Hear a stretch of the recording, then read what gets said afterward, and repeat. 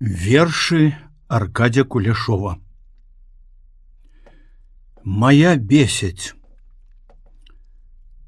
Кажуць, што рэкі птушкамі створаны, такімі малымі на першы пагляд, капалі і ў дзюбах адносілі ў бор яны мяшочкі з зямлёй і ляцелі назад. А Каня гуляла ды мыла іх здзекамі, і птушкі паслалі ёй вечны праклён. Таму і лятае яна над рэкамі і просіць піць аж да сённяшніх дзён.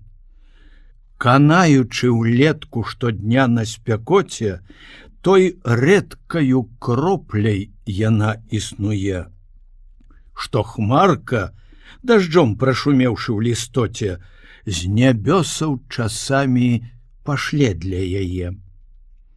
Я ўпарты, не кіну пачатыя справы, каменне крышу, разграбаю пяскі, пад кпіны аматараў лёгкае славы, капаю рэчышча уласнай ракі.